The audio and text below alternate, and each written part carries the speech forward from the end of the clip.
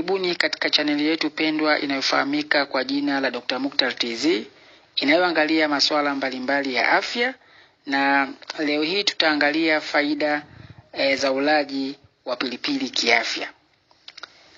Pilipili ina faida nyingi sana kiafya, na kama wewe ni mlaji wa pilipili, basi ni vizuri ukazifahamu faida hizo mbalimbali ambazo zinatokana na ulaji wa pilipili. Lakini pia kama sio mtumiaji wa pilipili, basi ni vema kuanzia leo ukazifahamu faida zitokanazo na ulaji wa pilipili, na ikiwezekana basi uanze kutumia pilipili kulingana na faida ambazo zinatokana na ulaji wa pilipili. Tukiangalia katika makundi ya vyakula, pilipili ipo katika kundi la mboga mboga, na moja ya faida ya pilipili husaidia kuongeza kiwango cha metaboliki mwilini. Pilipili inaweza kuongeza metaboliki mwilini kutokana na ina kiambato ambacho kinafahamika kama capsaicin. Capsaicin, kiambato hichi cha capsaicin ina athari ya kuongeza joto la mwili. Hii inajulikana kama thermogenesis. Wakati unapokula pilipili au vyakula vyenye capsaicin, mwili wako unaweza kuongeza uzalishaji wa joto, na hivyo kuongeza matumizi ya nishati na hatimaye kuongezeka kwa metaboliki katika mwili wako.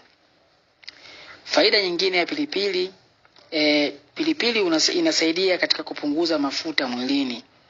Athari ya kuongeza joto la capsaicin inaweza kusaidia kuchoma mafuta mwilini, na hivyo kusaidia katika kudhibiti uzito na kupunguza kiwango cha cholesterol mwilini.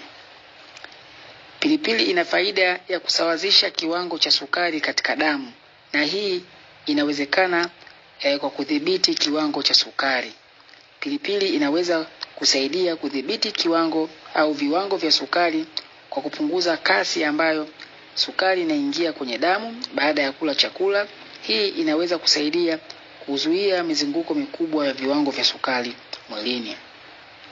Pilipili huwa ina tabia ya kuongeza sensitivity ya insulin. Capsaicin ni ambacho kinapatikana ndani ya pilipili, inaweza kuongeza usikivu wa mwili wa insulin, homoni ambayo inasaidia kusafirisha sukari kutoka kwenye damu hadi kwenye seli za mwili kwa matumizi ya nishati. Kwa kuongeza usikivu wa insulin, mwili unaweza kushughulika sukari kwa ufanisi zaidi. Kwa kifupi, pilipili inaweza kusawazisha kiwango cha sukari katika damu kwa kudhibiti kiwango vya sukari, kwa kuongeza usikivu yani sensitivity ya insulin, kupunguza viwango vya glucose baada ya kula, na kwa kuboresha metaboliki ya wanga. Pilipili hupunguza hatari ya kupata kansa. Baadhi ya tafiti ambazo zimefanyika zinaonyesha kuwa